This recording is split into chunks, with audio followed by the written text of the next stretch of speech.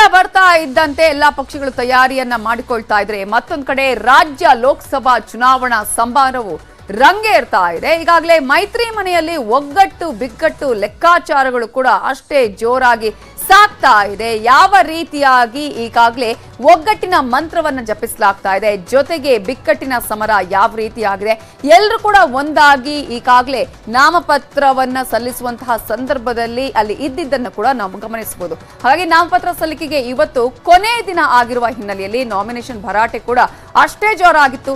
BJP ಜೆಡಿಎಸ್ನ ಘಟಾನುಘಟಿ ಅಭ್ಯರ್ಥಿಗಳು ಕೂಡ ನಾಮಪತ್ರ ಸಲ್ಲಿಸಿದ್ರು. ಭರ್ಜರಿ ರೋಡ್ ಶೋ ಮೂಲಕ ಶಕ್ತಿ ಪ್ರದರ್ಶನ ಮಾಡಿ ವಿರೋಧಿಗಳಿಗೆ ಟಕ್ಕರ್ ಕೊಟ್ಟರು. ಲೋಕಕಣದಲ್ಲಿ ಬೆಂಗಳೂರು ಗ್ರಾಮಾಂತರ ಹೈ ವೋಲ್ಟೇಜ್ ಕ್ಷೇತ್ರವಾಗಿದೆ. ಡಾಕ್ಟರ್ ಸಿಎನ್ ಮಂಜುನಾಥ್ ಸ್ಪರ್ಧೆಯಿಂದ ಭಾರಿ ಕುತೂಹಲ ಕೆರಳಿಸಿದೆ. ಇಂದು ಬಿಜೆಪಿ ಅಭ್ಯರ್ಥಿ ಡಾಕ್ಟರ್ ಸಿಎನ್ ಮಂಜುನಾಥ್ ಉಮೇದುವಾರಿಕೆ ಸಲ್ಲಿಸಿದ್ದಾರೆ. ಕ್ಷೇತ್ರದಲ್ಲಿ ಸಮಾವೇಶ, ರೋಡ್ ಶೋ ನಡೆಸುವ ಮೂಲಕ ಮೈತ್ರಿ ನಾಯಕರು ಶಕ್ತಿ ಪ್ರದರ್ಶನ ಮಾಡಿದ್ದಾರೆ. ಬಿಎಸ್ ಯಡಿಯೂರಪ್ಪ, ನಿಖಿಲ್ ಕುಮಾರಸ್ವಾಮಿ ಸೇರಿದಂತೆ ಘಟಾನುಘಟಿ ಮೈತ್ರಿ ನಾಯಕರು ಡಾಕ್ಟರ್ ಮಂಜುನಾಥ್ಗೆ ಸಾಥ್ ಕೊಟ್ರು. ಜನರ ನಾಡಿ ಮಿಡಿತವನ್ನ ಅರಿತವರು ಡಾಕ್ಟರ್ ಮಂಜುನಾಥ್. ರಾಜಕೀಯಕ್ಕೆ ಬರ್ತಿದ್ದಂಗೆ ಡಾಕ್ಟರ್ ಮಂಜುನಾಥ್ ವಿರೋಧಿಗಳ ಪಾಲಿನ ವಿಲನ್ ಆಗಿದ್ದಾರೆ. ಹಾಗಾಗಿಯೇ ಡಾಕ್ಟರ್ ಮಂಜುನಾಥ್ರನ್ನ ಡಿಕೆ ಸುರೇಶ್ ಕೆಣಕಿದ್ರು. ಸಮಾವೇಶದಲ್ಲಿ ಮಾತನಾಡಿದ ಸಿಎನ್ ಮಂಜುನಾಥ್, ಟೀಕೆಗಳ ಬಗ್ಗೆ ನಾನು ಉತ್ತರ ಕೊಡಲ್ಲ ಅಂತ ಡಿಕೆ ಬ್ರದರ್ಸ್ಗೆ ಟಕ್ಕರ್ ಕೊಟ್ರು. ಇತ್ತ ಡಿಕೆ ಸುರೇಶ್ ಕೂಡ ಮಂಜುನಾಥ್ಗೆ ಸೈಲೆಂಟ್ ಆಗಿ ಮಾತಲ್ಲೇ ತಿವಿದಿದ್ದಾರೆ. ನಾಮಪತ್ರ ಸಲ್ಲಿಸುವಾಗ ಡಾಕ್ಟರ್ ಮಂಜುನಾಥ್ ಅವರು ಭೇಟಿಯಾಗಿದ್ರು. ಅವರ ಆರೋಗ್ಯ ವಿಚಾರಿಸಿ ಶುಭ ಹಾರೈಸಿದೆ ಅಂದ್ರು. ಇನ್ನು ಡಿಕೆ ಬ್ರದರ್ಸ್ ವಿರುದ್ಧ ಹರಿಹಾಯ್ದ ಯಡಿಯೂರಪ್ಪ, ಡಿಕೆ ಸುರೇಶ್ ಸ್ಪರ್ಧೆಯಿಂದ ಹಿಂದೆ ಸರಿದು ಡಾಕ್ಟರ್ ಮಂಜುನಾಥ್ಗೆ ಬೆಂಬಲ ಕೊಡಬೇಕು ಅಂದ್ರು. ಇವತ್ತು ಏನೇನೋ ಬೇರೆ ಬೇರೆ ತಂತ್ರಗಳು ಈ ಕ್ಷೇತ್ರದಲ್ಲಿ ಆಗ್ತಾ ಇದೆ. ಹಾಗೆ ಟೀಕೆಗಳ ಬಗ್ಗೆ ನಾನು ಉತ್ತರ ಕೊಡ್ಲಿಕ್ಕೆ ಹೋಗಲ್ಲ. ಟೀಕೆಗಳು ಸಾಯುತ್ತವೆ, ಸಾಧನೆಗಳು ಜೀವಂತವಾಗಿರುತ್ತವೆ ಅಂತ ಹೇಳಕ್ಕೆ ಇಷ್ಟಪಡ್ತೇನೆ. ಸಿಕ್ಕಿದ್ರು ವಿಚಾರಿಸಿದ್ವಿ, ಆರೋಗ್ಯ ವಿಚಾರಿಸಿದ್ವಿ. ಯಾರೊಬ್ಬರು ಅವರ ವಿರುದ್ಧ ಅಭ್ಯರ್ಥಿಯನ್ನು ಹಾಕ್ದೇನೆ ಅವ್ರನ್ನ ಆಯ್ಕೆ ಮಾಡಿ ಕಳಿಸಬೇಕಾಗಿತ್ತು. ನಾನು ಕಾಂಗ್ರೆಸ್ನವ್ರಿಗೆ ಇವತ್ತು ವಿನಂತಿಯನ್ನು ಮಾಡ್ತೇನೆ. ಶಿವಕುಮಾರ್ ತಮ್ಮ ಚುನಾವಣೆಗೆ ನಿಂತಿದ್ದಾರೆ, ನಿಮಗೆ ಬೇಕಾದಷ್ಟು ಅವಕಾಶಗಳಿದೆ. ಆದರೆ ಡಾಕ್ಟರ್ ಮಂಜುನಾಥ್ ಅಂತ ಒಬ್ಬ ಹಿರಿಯ ವ್ಯಕ್ತಿ, ಇಡೀ ದೇಶವೇ ಮೆಚ್ಚಿರುವಂತ ಒಬ್ಬ ಹಿರಿಯ ವ್ಯಕ್ತಿ ಸ್ಪರ್ಧೆ ಮಾಡಿರಬೇಕಾದ್ರೆ ನೀವು ಚುನಾವಣೆ ಕಣದಿಂದ ಹಿಂದೆ ಸರಿದವರಿಗೆ ಬೇಷರತ್ತಾಗಿ ಬೆಂಬಲವನ್ನು ಕೊಟ್ಟು ಅವರನ್ನು ಕಳಿಸಿಕೊಡ್ಬೇಕು ಅಂತ ಪ್ರಾರ್ಥನೆಯನ್ನು ಮಾಡ್ತೇನೆ.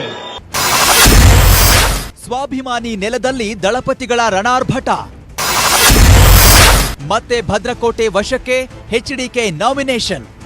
ಇತ್ತ ಭಾರಿ ಕುತೂಹಲ ಮೂಡಿಸಿದ ಮಂಡ್ಯ ಕ್ಷೇತ್ರದಿಂದ ಮೈತ್ರಿ ಅಭ್ಯರ್ಥಿ ಕುಮಾರಸ್ವಾಮಿ ನಾಮಿನೇಷನ್ ಮಾಡಿದ್ದಾರೆ. ಕುಮಾರಸ್ವಾಮಿ ನಾಮಪತ್ರ ಸಲ್ಲಿಕೆ ಬಳಿಕ ಮೈತ್ರಿ ನಾಯಕರು ಶಕ್ತಿ ಪ್ರದರ್ಶನ ಮಾಡಿದ್ರು. ಮಂಡ್ಯ ವಿವಿ ಆವರಣದಲ್ಲಿ ಮೈತ್ರಿ ನಾಯಕರು ಸಮನ್ವಯ ಸಮಾವೇಶ ನಡೆಸಿದ್ರು. ಸಮಾವೇಶದಲ್ಲಿ ಗೋವಾ ಸಿಎಂ ಸಾವಂತ್, ಮಾಜಿ ಸಿಎಂ ಬಿಎಸ್ವೈ, ಮಾಜಿ ಸಚಿವರಾದ ನಾರಾಯಣಗೌಡ, ಪುಟ್ಟರಾಜು, ರಾಮದಾಸ್ ಸೇರಿದಂತೆ ಹಲವರು ಭಾಗಿಯಾಗಿದ್ರು. ಸಮಾವೇಶದಲ್ಲಿ ಕುಮಾರಸ್ವಾಮಿ ಕಾಂಗ್ರೆಸ್ ವಿರುದ್ಧ ವಾಗ್ದಾಳಿ ನಡೆಸಿದ್ರು. ನಮ್ಮನ್ನ ಮುಗಿಸಲು ಕಾಂಗ್ರೆಸ್ಗೆ ಸಾಧ್ಯವೇ ಇಲ್ಲ, ಮಂಡ್ಯ ಜನತೆಯೇ ಡಿಕೆ ಶಿವಕುಮಾರ್ಗೆ ಬುದ್ಧಿ ಕಲಿಸ್ತಾರೆ ಅಂತ ವಾಗ್ದಾಳಿ ಮಾಡಿದ್ದಾರೆ. ಇನ್ನೊಂದು ಕಡೆ ನಿಖಿಲ್ ಕುಮಾರಸ್ವಾಮಿ 2019ರ ಸೋಲನ್ನ ನೆನೆದು ಕಣ್ಣೀರಿಟ್ಟ ಪ್ರಸಂಗ ನಡೆಯಿತು.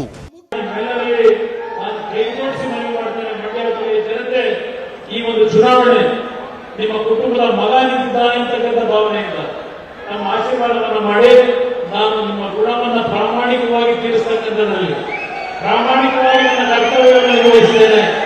ಈ ಜಿಲ್ಲೆಯ ಅಭಿವೃದ್ಧಿ ಹಲವಾರು ವರ್ಷಗಳಿಂದ ನಾನು ಕಾಣ್ತಾ ಇಲ್ಲ. ಇದ್ಯಾವುದನ್ನು ನಂಬಬಾರದು. ನಿನ್ಗೆ ಯಾರು ಊಟ ಕೊಟ್ರು, ಯಾವ ಪಕ್ಷ ಅಂತ ಹೇಳ್ತಾ ಇದ್ದೆ, ಯಾರು ನಿನ್ನ ಮುಖ್ಯಮಂತ್ರಿ ಮಾಡಿದ್ರು, ಯಾವ ಪ್ರಧಾನಮಂತ್ರಿ ಮಾಡಿದ್ರು, ಆ ಪಕ್ಷಕ್ಕೆ ಬಹಳ ಕೀಳುವಾಗಿ ಇವತ್ತು ಮಾತಾಡ್ತಾ ಇದ್ದೆ. ಕುಮಾರಣ್ಣ, ಇದು ಉಪಕಾರ ಸ್ಮರಣೆ ಇರಬೇಕು. ಅವತ್ತಿನ ರಾಜಕೀಯದ ಷಡ್ಯಂತ್ರಕ್ಕೆ ನಾನು ಬಲಿಯಾದೆ. ನಾನು ಏನ್ ತಪ್ಪು ಮಾಡಿದ್ದೆ? ನಾನೇನು ತಪ್ಪು ಮಾಡಿಲ್ಲ. ಆದ್ರೆ ನಾನು ಮಾಡದೆ ಇದ್ದಂತ ತಪ್ಪಿಗೆ ಇವತ್ತು ಇಲ್ಲಿರ್ತಕ್ಕಂಥ ಕಾಂಗ್ರೆಸ್ನ ನಾಯಕರುಗಳು ಏನು 5,000 ರೂಪಾಯಿ ಟೋಕನ್ ಹಂಚಿದ್ರು, ಆ ಮೋಸಕ್ಕೆ ನಾನು ಬಲಿಯಾದಂಥದ್ದು. ಆದ್ರೆ ನಮ್ಮ ಕ್ಷೇತ್ರದ ಜನ ನನ್ನ ಕೈ ಬಿಟ್ಟಿಲ್ಲ ಅಂತಕ್ಕಂಥದ್ದನ್ನ ನಾನು ಮರೀಲಿಕ್ಕೆ ಸಾಧ್ಯ ಇಲ್ಲ. ಜೆಡಿಎಸ್ ಭದ್ರಕೋಟೆ ಹಾಸನದಿಂದ ಮೈತ್ರಿ ಅಭ್ಯರ್ಥಿ ಪ್ರಜ್ವಲ್ ರೇವಣ್ಣ ನಾಮಪತ್ರ ಸಲ್ಲಿಸಿದ್ರು. ಭರ್ಜರಿ ರೋಡ್ ಶೋ ಮೂಲಕ ಶಕ್ತಿ ಪ್ರದರ್ಶನ ಮಾಡಿದ್ರು. ಪ್ರಜ್ವಲ್ ನಾಮಪತ್ರ ಸಲ್ಲಿಕೆ ವೇಳೆ ಮಾಜಿ ಪ್ರಧಾನಿ ದೇವೇಗೌಡ, ಬಿಜೆಪಿ ರಾಜ್ಯಾಧ್ಯಕ್ಷ ವಿಜಯೇಂದ್ರ, ಮಾಜಿ ಸಚಿವ ಎಚ್ಡಿ ರೇವಣ್ಣ ಸಾಥ್ ಕೊಟ್ರು. ಆದ್ರೆ ಸ್ಥಳೀಯ ನಾಯಕರ ನಡುವಿನ ಮುನಿಸು ಮುಗಿದಿಲ್ಲ ಅನ್ನೋದು ಗೊತ್ತಾಗಿದೆ. ಸಂಧಾನ ಸಭೆ ನಡೆಸಿ ಸಮಾಧಾನ ಪಡಿಸಿದ್ರು ಹಾಸನದಲ್ಲಿ ಪ್ರೀತಂ ಗೌಡ್ರು ತಣ್ಣಗಾಗೇ ಇಲ್ಲ. ಇದೇ ಕಾರಣಕ್ಕೆ ಇವತ್ತು ಪ್ರಜ್ವಲ್ ರೇವಣ್ಣರವರ ನಾಮಪತ್ರ ವೇಳೆಯಲ್ಲೂ ಕೂಡ ಹತ್ತಿರನೂ ಕೂಡ ಸುಳಿಲಿಲ್ಲ. ನಿನ್ನೆಯಷ್ಟೇ ಬೆಂಬಲ ಕೊಡ್ತೇನೆ ಎಂದಿದ್ದ ಪ್ರೀತಂ ಗೌಡ ನಾಮಪತ್ರ ಸಲ್ಲಿಕೆ ವೇಳೆ ಗೈರಾಗಿದ್ರು. ಪ್ರೀತಂ ನಡೆಯಿಂದ ಕಾರ್ಯಕರ್ತರು ಗೊಂದಲಕ್ಕೀಡಾಗಿದ್ದು ಎಲ್ಲವೂ ಸರಿಯಾಗುತ್ತೆ ಅಂತ ವಿಜಯೇಂದ್ರ ಸಮಜಾಯಿಷಿ ಕೊಟ್ಟಿದ್ದಾರೆ. ನರೇಂದ್ರ ಮೋದಿಜಿಯವರ ಜನಪ್ರಿಯತೆ ಹೊತ್ತು ದಿನೇ ದಿನೇ ಹೆಚ್ಚಾಗ್ತಾ ಇರ್ತಕ್ಕಂಥದ್ದು ನಮಗೆ ದೊಡ್ಡ ಶಕ್ತಿಯನ್ನು ತಂದುಕೊಟ್ಟಿದೆ. ಹಾಸನ ಲೋಕಸಭಾ ಕ್ಷೇತ್ರದಲ್ಲೂ ಸಹ ನಮಗೆ ಸಂಪೂರ್ಣ ವಿಶ್ವಾಸ ಇದೆ. ಭಾರತೀಯ ಜನತಾ ಪಾರ್ಟಿ ಮತ್ತು ಜಾತ್ಯತೀತ ಜನತಾದಳ ಎರಡೂ ಪಕ್ಷಗಳು ಒಗ್ಗಟ್ಟಾಗಿ ಒಂದಾಗಿ ನಮ್ಮ ಎನ್ಡಿಎ ಅಭ್ಯರ್ಥಿ ಆಗಿರ್ತಕ್ಕಂಥ ಪ್ರಜ್ವಲ್ ರೇವಣ್ಣ ಅವರನ್ನ ದೊಡ್ಡ ಅಂತರದಲ್ಲಿ ಗೆಲ್ಲಿಸ್ತೇವೆ. ಒಗ್ಗಟ್ಟಾಗಿ ನಾವೆಲ್ಲರೂ ಕೂಡ ದುಡಿತೇವೆ. ಚಿಕ್ಕಬಳ್ಳಾಪುರದಲ್ಲಿ ಕೆ ಸುಧಾಕರ್ ಸಂಚಲನ. ಚಿಕ್ಕಬಳ್ಳಾಪುರ ಬಿಜೆಪಿ ಅಭ್ಯರ್ಥಿ ಡಾಕ್ಟರ್ ಕೆ ಸುಧಾಕರ್ 3ನೇ ಸೆಟ್ ನಾಮಪತ್ರ ಸಲ್ಲಿಸಿದ್ರು. ಚಿಕ್ಕಬಳ್ಳಾಪುರದ ಒಕ್ಕಲಿಗ ಕಲ್ಯಾಣ ಮಂಟಪದಿಂದ ರೋಡ್ ಶೋ ನಡೆಸಿದ್ರು. ಮೋದಿ ಮತ್ತೊಮ್ಮೆ ಪ್ರಧಾನಿಯಾಗ್ತಾರೆ ಅಂತ ಕೆ ಸುಧಾಕರ್ ವಿಶ್ವಾಸ ವ್ಯಕ್ತಪಡಿಸಿದ್ರು. ಮಾನ್ಯ ನರೇಂದ್ರ ಮೋದಿ ಅವರನ್ನ ಅವರ ಹ್ಯಾಟ್ರಿಕ್ ಗೆಲುವಿಗಾಗಿ ನಾವೆಲ್ಲ ಕೂಡ ಒಂದಾಗಿದ್ದೇವೆ. ಒಂದೇ ಕುಟುಂಬದವರಂತೆ ನಾವು ವರ್ತಿಸ್ತೇವೆ. ಇವತ್ತು ಅಭ್ಯರ್ಥಿ ನಾನು ಇರ್ಬೋದು, ಆದರೆ ಇವತ್ತು ನರೇಂದ್ರ ಮೋದಿ ಅವರು ಪ್ರಧಾನಿ ಮಾಡುವಂತ ಚುನಾವಣೆ ಇದೆ. ಬೆಂಗಳೂರು ದಕ್ಷಿಣದಿಂದ ತೇಜಸ್ವಿ ಸೂರ್ಯ ನಾಮಪತ್ರ. ಬೆಂಗಳೂರು ದಕ್ಷಿಣ ಲೋಕಸಭಾ ಕ್ಷೇತ್ರದ ಬಿಜೆಪಿ ಅಭ್ಯರ್ಥಿಯಾಗಿ ತೇಜಸ್ವಿ ಸೂರ್ಯ ನಾಮಿನೇಷನ್ ಮಾಡಿದ್ರು. ಕಾರ್ಯಕರ್ತರ ಜೊತೆ ಬೃಹತ್ ರೋಡ್ ಶೋ ನಡೆಸಿ ಶಕ್ತಿ ಪ್ರದರ್ಶನ ಮಾಡಿದ್ದಾರೆ. ಕೇಂದ್ರ ಸಚಿವ ಅನುರಾಗ್ ಠಾಕೂರ್, ಶಾಸಕರಾದ ಸತೀಶ್ ರೆಡ್ಡಿ, ಸಿಕೆ ರಾಮಮೂರ್ತಿ ಸಾಥ್ ಕೊಟ್ರು.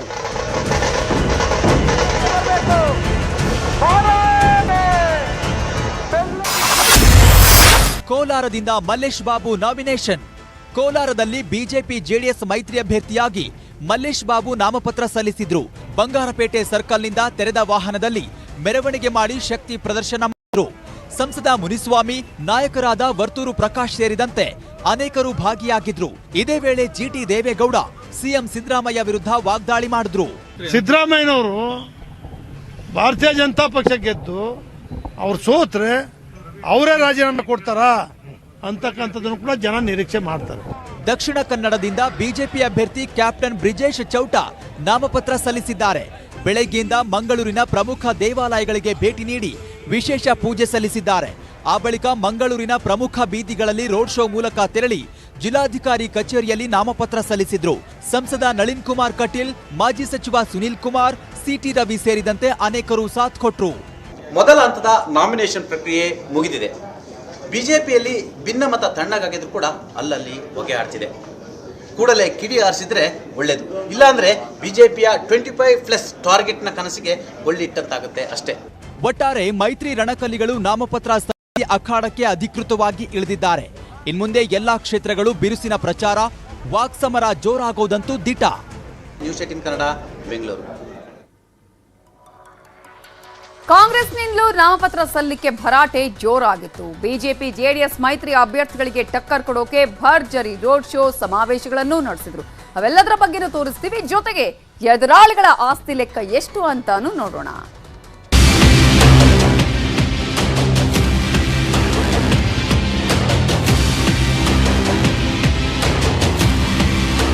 ಲೋಕಸಭಾ ಚುನಾವಣೆ ನಾಮಪತ್ರ ಸಲ್ಲಿಕೆಗೆ ಇಂದು ಕೊನೆ ದಿನವಾಗಿತ್ತು. ಹೀಗಾಗಿ ರಾಜ್ಯಾದ್ಯಂತ ಕಾಂಗ್ರೆಸ್ ನಾಯಕರು ಕೂಡ ನಾಮಿನೇಷನ್ ರಣಾರ್ಭಟ ಮೊಳಗಿಸಿದ್ರು. ಸಾವಿರಾರು ಕಾರ್ಯಕರ್ತರೊಂದಿಗೆ ರೋಡ್ ಶೋ ಮೂಲಕ ನಾಮಪತ್ರ ಸಲ್ಲಿಸಿ ಬಲ ಪ್ರದರ್ಶನ ಮಾಡಿದ್ರು. ಕೋಟೆನಾಡಲ್ಲಿ ಬಿಎನ್ ಚಂದ್ರಪ್ಪ ನಾಮಿನೇಷನ್. ಕೋಟೆನಾಡು ಚಿತ್ರದುರ್ಗದಲ್ಲೂ ಕಾಂಗ್ರೆಸ್ ಅಭ್ಯರ್ಥಿ ಬಿಎನ್ ಚಂದ್ರಪ್ಪ ನಾಮಪತ್ರ ಸಲ್ಲಿಸಿದ್ದಾರೆ. ನಾಮಪತ್ರ ಸಲ್ಲಿಕೆಗೂ ಮುನ್ನ ರಾಘವೇಂದ್ರ ಮಠ, ಸಾಯಿಬಾಬಾ, ನೀಲಕಂಠೇಶ್ವರ ದೇವಸ್ಥಾನಗಳಿಗೆ ಭೇಟಿ ನೀಡಿ ವಿಶೇಷ ಪೂಜೆ ಸಲ್ಲಿಸಿದ್ರು. ನಾಮಪತ್ರ ಸಲ್ಲಿಸಿದ ಬಳಿಕ ಭರ್ಜರಿ ರೋಡ್ ಶೋ ನಡೆಸಿದ್ರು. ಚಂದ್ರಪ್ಪ ಪರ ಸಿಎಂ ಸಿದ್ದರಾಮಯ್ಯ ಕ್ಯಾಂಪೇನ್ ಮಾಡಿದ್ರು. ಈ ಬಾರಿ ಕಾಂಗ್ರೆಸ್ ಅಭ್ಯರ್ಥಿಯನ್ನ ಗೆಲ್ಲಿಸುವಂತೆ ಮನವಿ ಮಾಡಿದ್ದಾರೆ. ಇಲ್ಲಿದ್ದಂಥವರು ನಾರಾಯಣ ಸ್ವಾಮಿಯನ್ನವರು ಬಹಳ ಕೆಟ್ಟ ಹೆಸರು ತಗೊಂಡಿದ್ರು. ಅವರೇ ಸಮಾಜ ಕಲ್ಯಾಣ ಮಂತ್ರಿ ಕೇಂದ್ರದಲ್ಲಿ ಏನು ಮಾಡಲಿಲ್ಲ, ಬಡವರಿಗೇನು ಮಾಡಲಿಲ್ಲ. ಅದಕ್ಕೆ ಬದಲಾವಣೆ ಮಾಡಿ ಕಾರಜೋಳ ಕರ್ಕೊಂಡ್ಬಂದು ನಿಲ್ಲಿಸಿದ್ದಾರೆ. ದಯಮಾಡಿ ನಿಮ್ಮಲ್ಲಿ ಕೈ ಜೋಡಿಸಿ ಪ್ರಾರ್ಥನೆ ಮಾಡ್ತೀನಿ, ಕಾರಜೋಳ ಅವರಿಗೆ ನೀವು ನೋಡಪ್ಪ, ನೀವು ಹೋಗು ವಾಪಸ್ಸು, ಚಂದ್ರಪ್ಪನ ಗೆಲ್ಲಿಸ್ತೀವಿ, ಒಳ್ಳೆ ಮನುಷ್ಯ ಅವನು ಅಂತ ಹೇಳಿ ಇವ್ರಿಗೆ ಓಟ್ ಹಾಕಿ. ಇತ್ತ ಕೋಲಾರ ಕೈಪಾಳೆಯ ಅಸಮಾಧಾನದ ನಡುವೆಯೂ ಕಾಂಗ್ರೆಸ್ ಅಭ್ಯರ್ಥಿ ಕೆವಿ ಗೌತಮ್ ಟೆಂಪಲ್ ರನ್ ಮಾಡಿದ್ರು. ಬಳಿಕ ಡಿಸಿ ಕಚೇರಿಗೆ ತೆರಳಿ ಉಮೇದುವಾರಿಕೆ ಸಲ್ಲಿಸಿದ್ರು. ಗೌತಮ್ ಪರ ಪ್ರಚಾರ ನಡೆಸಿದ ಡಿಕೆಶಿ ಕುಮಾರಸ್ವಾಮಿ ವಿರುದ್ಧ ಹರಿಹಾಯ್ತು. ಬೆಂಗಳೂರು ಗ್ರಾಮಾಂತರ ಭಾಗದಿಂದಲೇ ಎಚ್ಡಿಕೆ ನಿಲ್ಲಬೇಕಿತ್ತು, ತೆನೆಯನ್ನೇ ಬಿಸಾಡಿ ಸ್ವಂತ ಬಾಮೈದನಿಗೆ ಕಮಲ ಮುಡಿಸಿದ್ದಾರೆ ಅಂತ ಕಿಡಿಕಾರಿದ್ದಾರೆ. ಇನ್ನೊಂದ್ಸತೆ ಚಿಕ್ಕಬಳ್ಳಾಪುರಕ್ಕೆ ಹೋದ್ರು, ಆಮೇಲೆ ರಾಮನಗರ ಚನ್ನಪಟ್ಟಣ ಆಯ್ತು, ಈಗ ಮಂಡಿಗೆ ಹೋಗೋರು. ಆ ಮಂಡಿಗೆ ಹೋಗೋರು ನಿನ್ ಸರ್ ಆದ್ರೆ ನಿನ್ನ ನಂಬಿಕೆ, ನಿನ್ಗೆ ಯಾರು ಊಟ ಕೊಟ್ರು, ಯಾವ ಪಕ್ಷ ಅಂತ ಹೇಳ್ತಾ ಇದ್ದೆ, ಯಾರು ನಿನ್ನ ಮುಖ್ಯಮಂತ್ರಿ ಮಾಡಿದ್ರು, ಯಾವ ಪ್ರಧಾನಮಂತ್ರಿ ಮಾಡಿದ್ರು, ಆ ಪಕ್ಷಕ್ಕೆ ಬಹಳ ಕೀಳುವಾಗಿ ಇವತ್ತು ಮಾತಾಡ್ತಾ ಇದ್ದೆ ಕುಮಾರಣ್ಣ. ತುಮಕೂರಲ್ಲಿ ಮುದ್ದಹನುಮೇಗೌಡ ನಾಮಿನೇಷನ್. ತುಮಕೂರಿನಿಂದ ಕಾಂಗ್ರೆಸ್ ಅಭ್ಯರ್ಥಿ ಮುದ್ದಹನುಮೇಗೌಡ ನಾಮಪತ್ರ ಸಲ್ಲಿಕೆ ಮಾಡಿದ್ದಾರೆ. ಚುನಾವಣಾಧಿಕಾರಿ ಶುಭಾ ಕಲ್ಯಾಣ್ಗೆ ಉಮೇದುವಾರಿಕೆ ಸಲ್ಲಿಸಿದ್ದಾರೆ. ಸಚಿವರಾದ doctor G Parameshwar, KN Rajanna, Gubbi ಶಾಸಕ ಎಸ್ಆರ್ ಶ್ರೀನಿವಾಸ್ ಮುದ್ದಹನುಮೇಗೌಡರಿಗೆ ಸಾಥ್ ಕೊಟ್ಟರು. ನಾಮಪತ್ರ ಸಲ್ಲಿಕೆ ಬಳಿಕ ಬಿಜಿಎಸ್ ಸರ್ಕಲ್ನಿಂದ ಡಿಸಿ ಕಚೇರಿವರೆಗೆ ಬೃಹತ್ ರ್ಯಾಲಿ ಮಾಡಿದ್ರು.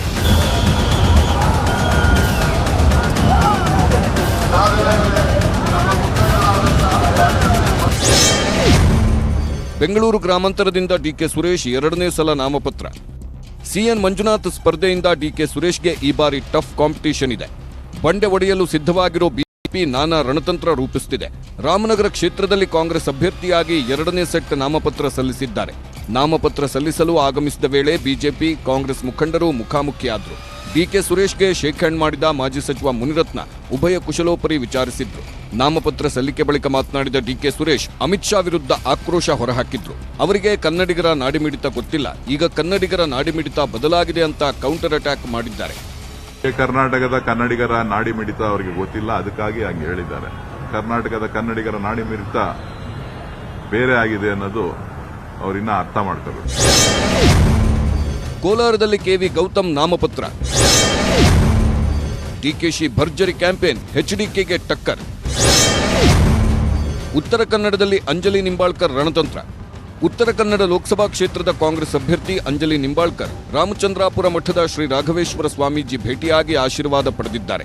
ಶ್ರೀಗಳನ್ನ ಭೇಟಿಯಾದ ಬಳಿಕ ಕಾರ್ಯಕರ್ತರೊಂದಿಗೆ ಸಭೆ ನಡೆಸಿದ ಅಂಜಲಿ ನಿಂಬಾಳ್ಕರ್ ಗೆಲುವಿಗೆ ರಣತಂತ್ರ ರೂಪಿಸಿದ್ರು. ಒಟ್ಟಾರೆ ಮೊದಲ ಹಂತದ ನಾಮಪತ್ರ ಸಲ್ಲಿಕೆ ಮುಕ್ತಾಯವಾಗಿದೆ. ಎಲ್ಲ ಅಭ್ಯರ್ಥಿಗಳು ಆಸ್ತಿ ಘೋಷಿಸಿದ್ದಾರೆ. ಪ್ರಮುಖ ಕ್ಷೇತ್ರಗಳ ಘಟಾನುಘಟಿ ಅಭ್ಯರ್ಥಿಗಳ ಆಸ್ತಿ ಲೆಕ್ಕ ನೋಡೋದಾದ್ರೆ ಬೆಂಗಳೂರು ಗ್ರಾಮಾಂತರ ಕಾಂಗ್ರೆಸ್ ಅಭ್ಯರ್ಥಿ ಡಿಕೆ ಸುರೇಶ್ 107 ಕೋಟಿ ಚರಾಸ್ತಿ, 486 ಕೋಟಿ ಸ್ಥಿರಾಸ್ತಿ ಹೊಂದಿದ್ದಾರೆ. ಒಟ್ಟು 593 ಕೋಟಿ ಆಸ್ತಿ ಇವರದ್ದು. 150 ಕೋಟಿ ಸಾಲವಿದೆ. ಡಾಕ್ಟರ್ ಸಿಎನ್ ಮಂಜುನಾಥ್ ಅವರು 24.35 ಕೋಟಿ ಚರಾಸ್ತಿ, 16.25 ಕೋಟಿ ಸ್ಥಿರಾಸ್ತಿ ಹೊಂದಿದ್ದಾರೆ. ಒಟ್ಟು ಆಸ್ತಿ 68.32 ಕೋಟಿ ಇದ್ದು 14.76 ಕೋಟಿ ಸಾಲ ಪಡೆದಿದ್ದಾರೆ. ಮಂಡ್ಯ ಕಾಂಗ್ರೆಸ್ ಅಭ್ಯರ್ಥಿ ಸ್ಟಾರ್ ಚಂದ್ರು ಅವರದ್ದು 237 ಕೋಟಿ ಚರಾಸ್ತಿ, 147 ಕೋಟಿ ಸ್ಥಿರಾಸ್ತಿ ಇದೆ. 410 ಕೋಟಿ ಒಡೆಯರಾಗಿದ್ದು 24.50 ಕೋಟಿ ಸಾಲವಿದೆ. ಇನ್ನು ಎಚ್ಡಿ ಕುಮಾರಸ್ವಾಮಿ 102.23 ಕೋಟಿ ಚರಾಸ್ತಿ, 114.98 ಕೋಟಿ ಸ್ಥಿರಾಸ್ತಿ ಹೊಂದಿದ್ದಾರೆ. 217.21 ಕೋಟಿ ಆಸ್ತಿ ಇದ್ದು 82.17 ಕೋಟಿ ಸಾಲವಿದೆ. ಚಿತ್ರದುರ್ಗ ಕಾಂಗ್ರೆಸ್ ಕಲಿ ಚಂದ್ರಪ್ಪ 2.25 ಕೋಟಿ ಚರಾಸ್ತಿ, 8.27 ಕೋಟಿ ಸ್ಥಿರಾಸ್ತಿ ಹೊಂದಿದ್ದಾರೆ. ಒಟ್ಟು 10.52 ಕೋಟಿ ಆಸ್ತಿ ಹೊಂದಿರುವ ಇವರು 10 ಲಕ್ಷ ಸಾಲ ಮಾಡಿಕೊಂಡಿದ್ದಾರೆ. ಬಿಜೆಪಿ ಅಭ್ಯರ್ಥಿ ಗೋವಿಂದ ಕಾರಜೋಳ ಅವರದ್ದು 2.05 ಕೋಟಿ ಚರಾಸ್ತಿ, 1.10 ಕೋಟಿ ಸ್ಥಿರಾಸ್ತಿ ಇದೆ. 3.15 ಕೋಟಿ ಆಸ್ತಿ ಹೊಂದಿರುವ ಇವರು ಯಾವುದೇ ಸಾಲ ಪಡೆದುಕೊಂಡಿಲ್ಲ. ರಾಜ್ಯ ಮಾತ್ರ ಅಲ್ಲ, ದೇಶದಾದ್ಯಂತವೂ ಕೂಡ ಚುನಾವಣಾ ಕಾವು ಬಿಸಿಲಿನ ಝಳದಷ್ಟೇ ಹೆಚ್ಚಾಗ್ತಿದೆ. ಕಳೆದ ವರ್ಷ ರಣರಂಗವಾಗಿದ್ದ ಪಶ್ಚಿಮ ಬಂಗಾಳ ಕೋಚ್ ಬೆಹಾರ್ ಕ್ಷೇತ್ರದಲ್ಲಿ ದೀದಿ ಮೋದಿ ಇಬ್ಬರು ಕೂಡ ಅಬ್ಬರಿಸಿದ್ರು. ಅತ್ತ ರಾಜಸ್ಥಾನದಲ್ಲಿ ಮಲ್ಲಿಕಾರ್ಜುನ ಖರ್ಗೆ ಚುನಾವಣಾ ಪ್ರಚಾರ ಸಖತ್ ಕಾವು ಪಡೆದಿತ್ತು.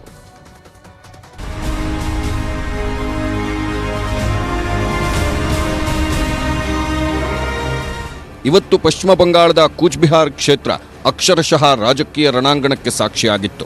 ಒಂದು ಕಡೆ ಕೂಚ್ ಬಿಹಾರ್ನಲ್ಲಿ ಮೋದಿ ಬಿಜೆಪಿ ಅಭ್ಯರ್ಥಿ ಪರ ಸಮಾವೇಶ ನಡೆಸಿದ್ರು. ಅದೇ ಕೂಚ್ ಬಿಹಾರ್ ಟಿಎಂಸಿ ಅಭ್ಯರ್ಥಿ ಪರ ದೀದಿ ಸಮಾವೇಶ ನಡೆಸಿದ್ರು. ಒಂದೇ ದಿನ ಒಂದೇ ಕ್ಷೇತ್ರದಲ್ಲಿ ಇಬ್ಬರು ಅಬ್ಬರದ ಪ್ರಚಾರ ನಡೆಸಿ ಅಚ್ಚರಿ ಸೃಷ್ಟಿಸಿದ್ರು.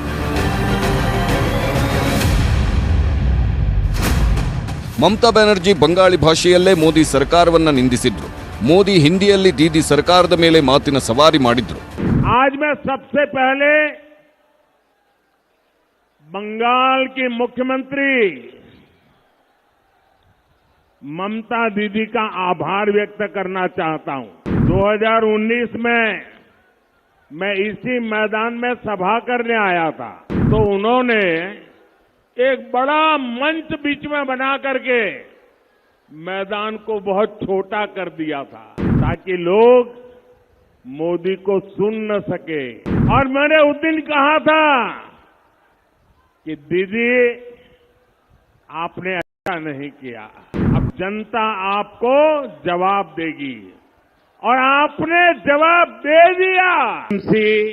लेफ्ट और कांग्रेस वाले आपस में लड़ाई करते दिखते हैं, लेकिन दिल्ली में सारे एक साथ रहते हैं, एक ही थाली में खाते हैं। अब देखिए, ये राशन घोटाले, शिक्षक भर्ती घोटाले में जो लोग जुड़े हैं ना, उनको बचाना चाहते हैं।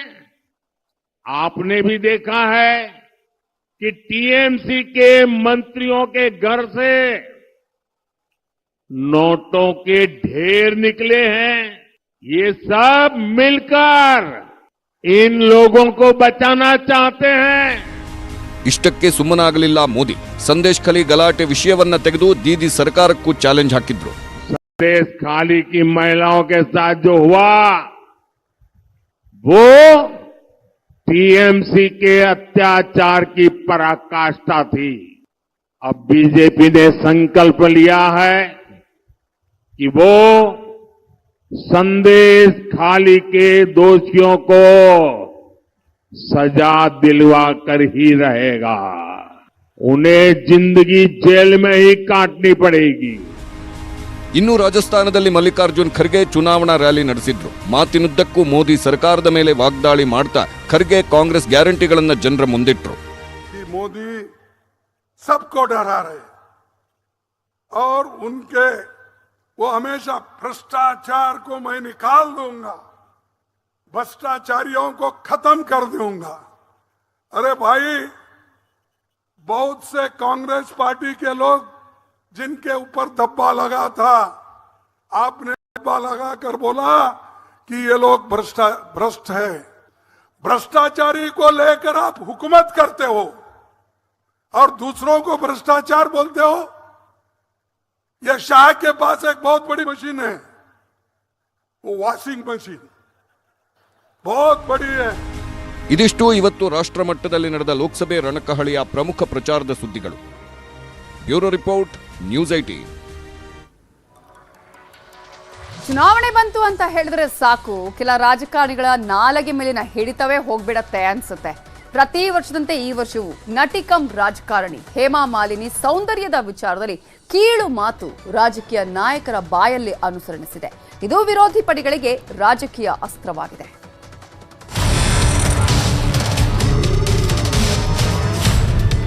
एमएलए एमपी क्यों बनाते हैं? ताकि वो हमारी आवाज उठा सके, हमारी बात मनवाए, इसीलिए बनाते होंगे। कोई हेमा मालिनी तो चाटने के लिए बनाते होंगे। ಕೇಳಿದ್ರಲ್ಲ, ಇದು ಕಾಂಗ್ರೆಸ್ ರಾಷ್ಟ್ರೀಯ ನಾಯಕ ರಣದೀಪ್ ಸಿಂಗ್ ಸುರ್ಜೇವಾಲಾ ಬಾಯಲ್ಲಿ ಬಂದ ನುಡಿಮುತ್ತುಗಳು. ಲೋಕಸಭಾ ಕಣದಲ್ಲಿ ಬಿಜೆಪಿ ನಾಯಕರನ್ನ ಟೀಕೆ ಮಾಡೋ ಭರದಲ್ಲಿ ಬಿಜೆಪಿ ಸಂಸದೆ ಹೇಮಾ ಮಾಲಿನಿ ಬಗ್ಗೆ ಅವಾಚ್ಯ ಪದ ಬಳಸಿದ್ರು ರಣದೀಪ್ ಸಿಂಗ್ ಸುರ್ಜೇವಾಲಾ. एमएलए एमपी क्यों बनाते हैं? ताकि वो हमारी आवाज उठा सके, हमारी बात मनवाए, इसीलिए बनाते होंगे। कोई हेमा मालिनी तो है नहीं जो चाटने के लिए बनाते होंगे। ಮತದಾರರನ್ನು ರಾಕ್ಷಸರು ಎಂದ ಸುರ್ಜೇವಾಲಾ.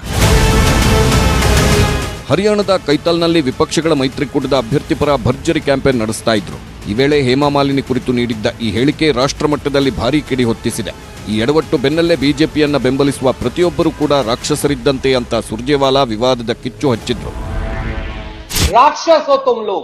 भारतीय जनता पार्टी को जो वोट देता है और भारतीय जनता पार्टी का जो समर्थक है वो राक्षस प्रवृत्ति का व्यक्ति है। मैं आज महाभारत की इस धरती से श्राप देता हूं। ಸುರ್ಜೇವಾಲಾ ಅವರು ಹೇಮಾ ಮಾಲಿನಿ ಬಗ್ಗೆ ಮಾತಾಡಿದ್ದು ಭಾರತ್ ಜೋಡೋ ನ್ಯಾಯಯಾತ್ರೆಯಲ್ಲಿ ರಾಹುಲ್ ಗಾಂಧಿ, ಐಶ್ವರ್ಯ ರೈ ಬಗ್ಗೆ ಆಡಿದ ಮಾತು, ಮೊನ್ನೆ ಕಾಂಗ್ರೆಸ್ನ ಸುಪ್ರಿಯಾ ಶ್ರೀನಾಥೆ ಕಂಗನಾ ರಣಾವತ್ ಅವರನ್ನ ನಿಂದಿಸಿದ್ದು ಮತ್ತೆ ವೈರಲ್ ಆಗ್ತಿದೆ.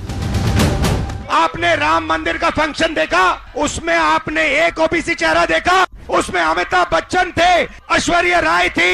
वो देख पाकिस्तान, उधर देख, ओए इधर देख, वो देख अमिताभ बच्चन, उधर देखो, वो देख ऐश्वर्या राय। देखो भैया उधर वो ऐश्वर्या राय नाच रही है। एमएलए एमपी क्यों बनाते हैं?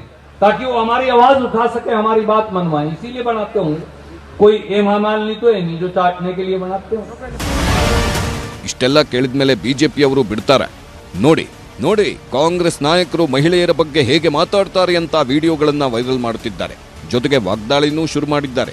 ಕಾಂಗ್ರೆಸ್ ದ್ವೇಷದ ಅಂಗಡಿ ತೆರೆದಿದೆ, ಮಹಿಳೆಯರ ಬಗ್ಗೆ ಕೀಳು ಮಟ್ಟದ ದೃಷ್ಟಿಕೋನ ಹೊಂದಿದೆ, ಸೋಲಿನ ನಿರಾಸೆ ಮತ್ತು ಹತಾಶೆಯಿಂದ ಚಾರಿತ್ರ್ಯ ವಧೆ ಮಾಡುತ್ತಿದ್ದಾರೆ ಎಂದರು. ಅಷ್ಟೇ ಅಲ್ಲ, ಇನ್ನೊಂದೆಡೆ ಎನ್ಸಿಡಬ್ಲ್ಯೂ ಮತ್ತೆ ರೇಖಾ ಶರ್ಮಾ ಮುಖ್ಯ ಚುನಾವಣಾ ಆಯುಕ್ತರಿಗೆ ಪತ್ರ ಬರೆದು ಸುರ್ಜೇವಾಲಾ ವಿರುದ್ಧ ಕ್ರಮ ಜರುಗಿಸಲು ಒತ್ತಾಯಿಸಿದ್ದಾರೆ. ಇಷ್ಟೆಲ್ಲದರ ಮಧ್ಯೆ ನಟಿ ಹಾಗೂ ಸಂಸದೆ ಹೇಮಾಮಾಲಿನಿ ಮಾತಾಡಿದ್ರು. ನಮ್ಮ ಪ್ರಧಾನಮಂತ್ರಿಗಳನ್ನ ನೋಡಿ ಮಹಿಳೆಯರನ್ನ ಗೌರವಿಸೋದನ್ನ ಕಲೀರಿ ಅಂತಾನು ವಾಗ್ದಾಳಿ ಮಾಡಿದ್ರು. टारगेट क्यों करते हैं आप उनसे पूछिए ना, because we are very popular, we are famous and so target उन्हीं पर किया जाता है जो नाम वाले हैं ना, जो नाम नहीं है किसी के उसको टारगेट करके फायदा गया उनका। आई थिंक उन लोगों को हमारे प्रधानमंत्री जी से सीखना चाहिए, अब महिलाओं का कितना सम्मान करना चाहिए, जैसे सम्मान वो करते हैं ऐसे वो लोग भी करें, अच्छा रहेगा। देखिए अभी मैं यहाँ पे नामांकन करने आई हूँ, मैं किसी और ने क्या कहा उसके बारे में बात करने के लिए नहीं हूँ यहाँ पे। ವಿವಾದದಿಂದ ಇಕ್ಕಟ್ಟಿಗೆ ಸಿಲುಕ್ತಿದ್ದಂತೆ ಸುರ್ಜೇವಾಲಾ ಬಿಜೆಪಿಯವರು ವಿಡಿಯೋ ಎಡಿಟಿಂಗ್ ಮಾಡಿದ್ದಾರೆ ಎಂದರು. ಇಷ್ಟಾಗಿದ್ರೆ ಪರವಾಗಿರಲಿಲ್ಲ, ಬಿಜೆಪಿಯವರನ್ನ ನಿಂದಿಸೋ ಭರದಲ್ಲಿ ಸೋನಿಯಾ ಗಾಂಧಿಯವರ ಬಗ್ಗೆ ಆಡಿದ್ದ ಬಿಜೆಪಿಯ ಹೇಳಿಕೆಗಳನ್ನ ಜನ ಮರೆತು ಹೋಗಿದ್ದ ವಿಷಯವನ್ನೆಲ್ಲ ಸುರ್ಜೇವಾಲಾ ಟ್ವೀಟ್ ಮಾಡಿ ಮತ್ತೆ ಎಡವಟ್ಟು ಮಾಡಿಕೊಂಡ್ರು. ಹಿಮಾಚಲದಲ್ಲಿ 50 ಕೋಟಿ ಗರ್ಲ್ ಫ್ರೆಂಡ್ ಎಂದು ಏಕೆ ಕರೆದರು? ಮಹಿಳಾ ಸಂಸದರನ್ನು ಸಂಸತ್ತಿನಲ್ಲಿ ಶೂರ್ಪನಕ್ಕಿ ಎಂದಿದ್ದೇಕೆ? ಮಹಿಳಾ ಮುಖ್ಯಮಂತ್ರಿಯನ್ನ ಟ್ರೋಲ್ ಮಾಡಿದ್ದು ಏಕೆ? ನಮ್ಮ ನಾಯಕಿಯನ್ನ ಕಾಂಗ್ರೆಸ್ನ ವಿಧವೆ ಎಂದಿದ್ದು ಸರಿಯೇ? ಕಾಂಗ್ರೆಸ್ ನಾಯಕತ್ವವನ್ನ ಜರ್ಸಿ ಹಸು ಅಂತ ಕರೆದಿದ್ದು ಸರಿನಾ? ಹೀಗೆ ಕಳೆದು ಹೋದ ಕೆಲ ಘಟನೆಗಳನ್ನ ಮತ್ತೆ ರೀಕಾಲ್ ಮಾಡಿದ್ದಾರೆ. ಇದು ಒಂದು ರೀತಿಯಲ್ಲಿ ಮತ್ತೆ ಕಾಂಗ್ರೆಸ್ಗೆ ಮುಜುಗರ ತಂದಿದೆ. ಈಗ ಹೇಮಾಮಾಲಿನಿ ಅವರನ್ನ ಅವಮಾನಿಸುವ ಉದ್ದೇಶ ನನಗಿಲ್ಲ. ನಾವು ಹೇಮಾಮಾಲಿನಿ ಅವರನ್ನ ಗೌರವಿಸುತ್ತೇವೆ ಮತ್ತು ಅವರು ನಮ್ಮ ಸೊಸೆಯೆಂದು ಸಮಜಾಯಿಷಿ ಕೊಟ್ಟಿದ್ದಾರೆ ಸುರ್ಜೇವಾಲಾ. ಏನೇ ಆಗಲಿ, ಮಾತಾಡಿದ್ರೆ ಹೋಯ್ತು, ಮುತ್ತು ಮಡಿಕೆ ಒಡೆದೋದ್ರೆ ಮುಗೀತು ಅನ್ನೋ ಹಾಗೆ ಆಡಿದ ಮಾತಿಗೆ ಏನೇ ಸ್ಪಷ್ಟನೆ ಕೊಟ್ಟರೂ ಅದಕ್ಕೆ ಬೆಲೆ ಕಡಿಮೆನೆ. Bureau report, news 18. Delhi CM Arvind ಕೇಜ್ರಿವಾಲ್ಗೆ ಸಂಕಷ್ಟಗಳು ಸದ್ಯಕ್ಕೆ ಮುಗಿಯುವ ಲಕ್ಷಣಗಳು ಕಾಣಿಸ್ತಿಲ್ಲ. ಇಂತಹ ಪರಿಸ್ಥಿತಿಯಲ್ಲಿ ಒಂದು ಗುಡ್ ನ್ಯೂಸ್ ಸಿಕ್ಕಿದೆ. ಅದೇನು ಅಂತ ನೋಡೋಣ.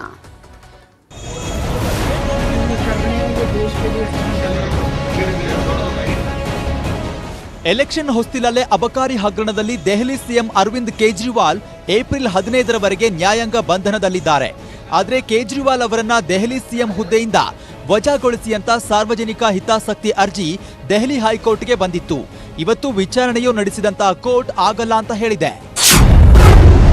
ಮುಖ್ಯಮಂತ್ರಿ ಹುದ್ದೆ ಸಾಂವಿಧಾನಿಕವಾದದ್ದು. ಮುಖ್ಯಮಂತ್ರಿ ಸ್ಥಾನದಿಂದ ಏಕಾಏಕಿ ತೆಗೆಯಲು ಆಗಲ್ಲ. ಕೆಲವೊಮ್ಮೆ ವೈಯಕ್ತಿಕ ಹಿತಾಸಕ್ತಿ ಮುಖ್ಯವಾಗಲ್ಲ, ರಾಷ್ಟ್ರೀಯ ಹಿತಾಸಕ್ತಿಗೆ ಅಧೀನಗೊಳಿಸಬೇಕಾಗುತ್ತದೆ.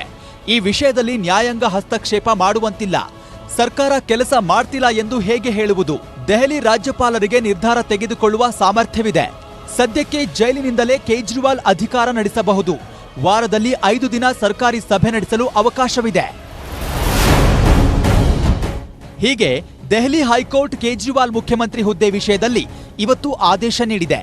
ತಿಹಾರ್ ಜೈಲಲ್ಲಿರುವ ದೆಹಲಿ ಸಿಎಂ ಕ್ಷೇತ್ರದ ಜನರಿಗಾಗಿ ಆಪ್ ಶಾಸಕರಿಗೆ ಸಂದೇಶ ರವಾನಿಸಿದ್ರು. ನಾನು ಜೈಲಲ್ಲಿದ್ದೇನೆ ಎಂಬ ಕಾರಣಕ್ಕೆ ದೆಹಲಿ ಜನರು ಯಾವುದೇ ರೀತಿಯಲ್ಲಿ ತೊಂದರೆ ಅನುಭವಿಸಬಾರದು. ಪ್ರತಿ ಶಾಸಕರು ನಿತ್ಯ ಅವರ ಕ್ಷೇತ್ರಗಳಿಗೆ ಭೇಟಿ ನೀಡಿ ಸಮಸ್ಯೆ ಪರಿಹರಿಸಿ ಅಂತ ಸೂಚಿಸಿದ್ರು. आपके केजरीवाल जी ने सभी विधायकों के लिए जेल से संदेश भेजा है। मैं जेल में हूँ, इस वजह से मेरे किसी दिल्ली वासी को किसी तरह की तकलीफ नहीं होनी चाहिए। हर विधायक इलाके का रोज दौरा करे और लोगों से पूछे कि उन्हें कोई दिक्कत तो नहीं हो रही, जिसको जो समस्या हो उसे दूर करे। और मैं केवल सरकारी विभागों की समस्याओं का समाधान करने की बात नहीं कर रहा, हमें लोगों की बाकी समस्याओं का समाधान करने की भी कोशिश करनी है। दिल्ली के 2 करोड़ लोग मेरा परिवार हैं। मेरे परिवार में कोई किसी वजह से भी दुखी नहीं होना चाहिए। भगवान सबका भला करे। ದೆಹಲಿಯ 2 ಕೋಟಿ ಜನರು ನನ್ನ ಕುಟುಂಬ. ಅವರು ಯಾವುದೇ ಕಾರಣಕ್ಕೂ ತೊಂದರೆಗೆ ಒಳಗಾಗಬಾರದು. ದೇವರು ಎಲ್ರಿಗೂ ಆಶೀರ್ವಾದ ಮಾಡಲಿ ಅಂತ ಸಂದೇಶ ರವಾನಿಸಿದ್ದಾರೆ. ಜೈಲಿನಲ್ಲಿ ಇದ್ಕೊಂಡೇ ಅರವಿಂದ್ ಕೇಜ್ರಿವಾಲ್ ಕ್ಷೇತ್ರದ ಜನರ ಬಗ್ಗೆ ಕಾಳಜಿ ವಹಿಸಿದ್ದಾರೆ. ದೆಹಲಿ ಸಿಎಂ ಸಂದೇಶದಿಂದ ಆಪ್ ಶಾಸಕರಿಗೆ ಮತ್ತಷ್ಟು ಉತ್ಸಾಹ ಬಂದಂತಾಗಿದೆ. Bureau report, news 18. ಈಗ ಲೋಕಸಭೆ ಚುನಾವಣಾ ಅಖಾಡದಲ್ಲಿ ಮತ್ತಷ್ಟು ಬೆಳವಣಿಗೆಗಳು ನಡೆದಿದೆ. ಅವೆಲ್ಲವನ್ನ ನೋಡೋಣ ರಣಕಹಳೆ ಎಕ್ಸ್‌ಪ್ರೆಸ್‌ನಲ್ಲಿ. ಲೋಕ ರಣಕಣದಲ್ಲಿ ಮಂಡ್ಯ ಅಖಾಡ ರಂಗು ಪಡೆದುಕೊಂಡಿದೆ. ಎಚ್ಡಿ ಕುಮಾರಸ್ವಾಮಿ ವಿರುದ್ಧ ಎಚ್ಡಿ ರೇವಣ್ಣ ಹೆಸರಿನ ಅಭ್ಯರ್ಥಿ ಕಣಕ್ಕಿಳಿದಿದ್ದಾರೆ. ಹಾಸನ ಜಿಲ್ಲೆಯ ಚನ್ನರಾಯಪಟ್ಟಣದ ಕೋಡಿಹಳ್ಳಿ ಗ್ರಾಮದ ನಿವಾಸಿಯಾಗಿದ್ದು ಪೂರ್ವಾಂಚಲ್ ಮಹಾ ಪಂಚಾಯತ್ ಪಾರ್ಟಿಯಿಂದ ಸ್ಪರ್ಧಿಸುತ್ತಿದ್ದಾರೆ. ಭಿನ್ನಮತ ಶಮನದ ಕುರಿತು ಪ್ರತಿಕ್ರಿಯೆ ನೀಡಲು ಮಾಧುಸ್ವಾಮಿ ನಿರಾಕರಿಸಿದ್ದಾರೆ. ತುಮಕೂರು ವಿಚಾರ ಕೇಳ್ತಾ ಇದ್ದಂತೆ ನಾನು ಮಾತನಾಡಲ್ಲ ಎಂದಿದ್ದಾರೆ. ಚಿತ್ರದುರ್ಗದಲ್ಲಿ ಇದ್ದೇವೆ, ಚಿತ್ರದುರ್ಗ ಬಗ್ಗೆ ಮಾತನಾಡೋಣ, ತುಮಕೂರು ವಿಚಾರ ಮಾತನಾಡೋದು ತಪ್ಪು ಎಂದಿದ್ದಾರೆ. ಬಿಜೆಪಿ ಎಂದು ಮುಂಬಾಗಿಲಿನಿಂದ ಅಧಿಕಾರಕ್ಕೆ ಬಂದಿಲ್ಲ ಅಂತ ಚಿತ್ರದುರ್ಗದಲ್ಲಿ ಸಿಎಂ ಸಿದ್ದರಾಮಯ್ಯ ಕಿಡಿಕಾರಿದ್ದಾರೆ. ಬಿಜೆಪಿಯವರು ವಾಮ ಮಾರ್ಗದಿಂದ ಅಧಿಕಾರಕ್ಕೆ ಬಂದಿದ್ರು. ಕಾಂಗ್ರೆಸ್ ಜನರ ಆಶೀರ್ವಾದ ಪಡೆದು ಅಧಿಕಾರಕ್ಕೆ ಬಂದಿದೆ. ಆಪರೇಷನ್ ಕಮಲದಿಂದ ನಮ್ಮ ಎಂಎಲ್ಎಗಳಿಗೆ 20 ರಿಂದ 30 ಕೋಟಿ ಹಣ ಕೊಟ್ಟು ಅಧಿಕಾರಕ್ಕೆ ಬಂದಿದ್ರು ಅಂತ ವಾಗ್ದಾಳಿ ನಡೆಸಿದ್ದಾರೆ. ಯಾರು ಕೂಡ ನನ್ನನ್ನ ಏನು ಮಾಡೋಕೆ ಆಗಲ್ಲ. ಕೋಲಾರದಲ್ಲಿ ಎಲ್ಲಾ ಜವಾಬ್ದಾರಿ ಭೈರತಿ ಸುರೇಶ್ ರದ್ದೆ, ನಂಗೆ ಗೊತ್ತಿಲ್ಲ ಅಂತ ಸಚಿವ ಕೆಎಚ್ ಮುನಿಯಪ್ಪ ಹೇಳಿದ್ದಾರೆ. 30 ವರ್ಷ ರಾಜಕೀಯವಾಗಿ ನನ್ನ ಬೆಳೆಸಿರೋ ಕೋಲಾರದ ಸಂಪರ್ಕದಲ್ಲಿ ನಾನಿರ್ತೇನೆ. ನಾನಿರೋ ತನಕ ಕೋಲಾರದಿಂದ ನನ್ನ ದೂರ ಮಾಡೋಕೆ ಸಾಧ್ಯವಿಲ್ಲ ಅಂತ ಹೇಳಿದ್ದಾರೆ. ಕೇರಳದಲ್ಲಿ ಕಾಂಗ್ರೆಸ್ಗೆ ಎಸ್ಡಿಪಿಐ ಬೆಂಬಲ ಘೋಷಿಸಿರುವ ವಿಚಾರಕ್ಕೆ ಎಂಎಲ್ಸಿ ಬಿಕೆ ಹರಿಪ್ರಸಾದ್ ಪ್ರತಿಕ್ರಿಯೆ ಕೊಟ್ಟಿದ್ದಾರೆ. ನಾವು ಬೆಂಬಲ ಕೇಳಿಲ್ಲ, ಸ್ವತಃ ಅವರೇ ಬೆಂಬಲ ಕೊಟ್ಟಿದ್ದಾರೆ. ಕೋಮುವಾದಿ ಬಿಜೆಪಿ ಸೋಲಿಸಲು ಕಾಂಗ್ರೆಸ್ಗೆ ಬೆಂಬಲ ಕೊಟ್ಟಿದ್ದಾರೆ. ನಮ್ಮ ಸಿದ್ಧಾಂತದ ಜೊತೆ ಅವರನ್ನ ಸೇರಿಸಿಕೊಂಡಿಲ್ಲ ಅಂತ ಹೇಳಿದ್ರು. ಇನ್ನು ಇದೇ ವೇಳೆ ಬಿಜೆಪಿ ವಿರುದ್ಧ ವಾಗ್ದಾಳಿ ನಡೆಸಿದ್ರು. ಸಿಎಂ ಸಿದ್ದರಾಮಯ್ಯ ವಿರುದ್ಧ ಕೇಂದ್ರ ಸಚಿವ ಪ್ರಹ್ಲಾದ್ ಜೋಶಿ ಹುಬ್ಬಳ್ಳಿಯಲ್ಲಿ ವಾಗ್ದಾಳಿ ನಡೆಸಿದ್ದಾರೆ. ರಾಹುಲ್ ಗಾಂಧಿ ಎದುರು ಸುಮ್ಮನೆ ನಿಲ್ಲುವ ಪರಿಸ್ಥಿತಿ ಸಿದ್ದರಾಮಯ್ಯ ಅವರಿಗೆ ಬಂದಿದೆ. ಅವರಿಗೆ ನೀತಿ ಸಿದ್ಧಾಂತಗಳೇ ಇಲ್ಲ. ಸಿದ್ದರಾಮಯ್ಯ ಬೈದ ರೀತಿ ನಾವು ಬೈಯೋಕೆ ಸಾಧ್ಯವಿಲ್ಲ. ಡಿಕೆಶಿ ಮತ್ತು ಸಿದ್ದರಾಮಯ್ಯ ನಡುವೆ ಏನ್ ನಡೆದಿದೆ ಅಂತ ಜಗತ್ತಿಗೆ ಗೊತ್ತಿದೆ ಅಂತ ಹೇಳಿದ್ರು. ಸಿದ್ದರಾಮಯ್ಯ ವಿರುದ್ಧ ಜೆಡಿಎಸ್ ಶಾಸಕ ಸಮೃದ್ಧಿ ಮಂಜುನಾಥ್ ವಾಗ್ದಾಳಿ ಮಾಡಿದ್ದಾರೆ. ಸಿದ್ದರಾಮಯ್ಯರನ್ನ ಹೊಗಳಿದ್ರೆ ಅನುದಾನ ಕೊಡ್ತಾರೆ ಎಂದುಕೊಂಡೆ, ಆದ್ರೆ ಫಂಡ್ ಕೊಟ್ಟಿಲ್ಲ. ನಾನು ಶಾಸಕನಾಗಿದ್ದಕ್ಕೆ ನಾಚಿಕೆ ಆಗ್ತಿದೆ ಅಂತ ಪ್ರಚಾರ ಸಭೆಯಲ್ಲಿ ಸಿಎಂ ವಿರುದ್ಧ ವಾಗ್ದಾಳಿ ಮಾಡಿದ್ದಾರೆ. ಸರ್ಕಾರದ ಖಜಾನೆಯೇ ಖಾಲಿಯಾಗಿದೆ. ನೀರಿನ ಟ್ಯಾಂಕರ್ ಪೂರೈಸಲು ಸರ್ಕಾರ ದುಡ್ಡು ಕೊಡ್ತಿಲ್ಲ ಅಂತ ಕಿಡಿಕಾರಿದ್ದಾರೆ. ದೆಹಲಿಯಲ್ಲಿ ಅಮಿತ್ ಶಾ ಭೇಟಿ ಸಾಧ್ಯವಾಗಿಲ್ಲ. ಅವರು ಅವಮಾನ ಮಾಡಿದ್ದಾರೆ ಅಂತ ನಾವು ಭಾವಿಸಲ್ಲ ಅಂತ ಈಶ್ವರಪ್ಪ ಹೇಳಿದ್ದಾರೆ. ರಾಜ್ಯ ಬಿಜೆಪಿಯ ಕುಟುಂಬ ರಾಜಕಾರಣವನ್ನ ಪ್ರಶ್ನೆ ಮಾಡಿದ್ದೆ. ಹಾಗಾಗಿ ನನಗೆ ಲೋಕಸಭೆ ಟಿಕೆಟ್ ಸಿಕ್ಕಿಲ್ಲ. ಪಕ್ಷೇತರವಾಗಿ ನಿಂತ ನನಗೆ ಶಿವಮೊಗ್ಗದಲ್ಲಿ ಭಾರಿ ಬೆಂಬಲ ವ್ಯಕ್ತವಾಗ್ತಿದೆ. ನಿನ್ನೆಯಷ್ಟೇ ಕೇರಳದ ವಯನಾಡು ಕ್ಷೇತ್ರದಲ್ಲಿ ಕಾಂಗ್ರೆಸ್ ಅಭ್ಯರ್ಥಿಯಾಗಿ ರಾಹುಲ್ ಗಾಂಧಿ ಭರ್ಜರಿ ರೋಡ್ ಶೋ ನಡೆಸಿ ನಾಮಿನೇಷನ್ ಸಲ್ಲಿಸಿದ್ರು. ಇದೀಗ ವಯನಾಡು ಕ್ಷೇತ್ರದ ಬಿಜೆಪಿ ಅಭ್ಯರ್ಥಿಯಾಗಿ ಕೇರಳ ಬಿಜೆಪಿ ರಾಜ್ಯಾಧ್ಯಕ್ಷ ಕೆ ಸುರೇಂದ್ರನ್ ಶಕ್ತಿ ಪ್ರದರ್ಶನ ನಡೆಸಿ ನಾಮಪತ್ರ ಸಲ್ಲಿಸಿದ್ದಾರೆ. ಇದೇ ವೇಳೆ ಅವರಿಗೆ ಕೇಂದ್ರ ಸಚಿವೆ ಸ್ಮೃತಿ ಇರಾನಿ ಸಾಥ್ ಕೊಟ್ಟಿದ್ದಾರೆ. ರಾಜ್ಯಸಭಾ ಸದಸ್ಯೆಯಾಗಿ ಕಾಂಗ್ರೆಸ್ ಮುಖ್ಯಸ್ಥೆ ಸೋನಿಯಾ ಗಾಂಧಿ ಪ್ರಮಾಣ ವಚನ ಸ್ವೀಕರಿಸಿದ್ದಾರೆ. ದೆಹಲಿಯಲ್ಲಿ ನಡೆದ ಕಾರ್ಯಕ್ರಮದಲ್ಲಿ ಸೋನಿಯಾ ಗಾಂಧಿ ಪ್ರಮಾಣ ವಚನ ಸ್ವೀಕರಿಸಿದ್ರು. ಇದೇ ವೇಳೆ ಉಪರಾಷ್ಟ್ರಪತಿ ಜಗದೀಪ್ ಧನ್ಕರ್ ಸೇರಿದಂತೆ ಹಲವು ಮುಖಂಡರು ಉಪಸ್ಥಿತರಿದ್ದರು. ಎಲ್ಲ ಸುದ್ದಿಯೊಂದಿಗೆ ಇವತ್ತಿನ ರಣಕಹಳೆಯನ್ನ ಮುಗಿಸ್ತಾ ಇದ್ದೀವಿ. ಈಗ ಬಿಗ್ ಸ್ಟೋರಿ ಪ್ರಸಾರವಾಗುತ್ತೆ, ತಪ್ಪದೆ ನೋಡಿ. ನೋಡ್ತಾ ಇರಿ ನ್ಯೂಸ್ 18 ಕನ್ನಡ. ಜಾಲ ನಮ್ಮದು, ಬರ ನಿಮ್ಮದು.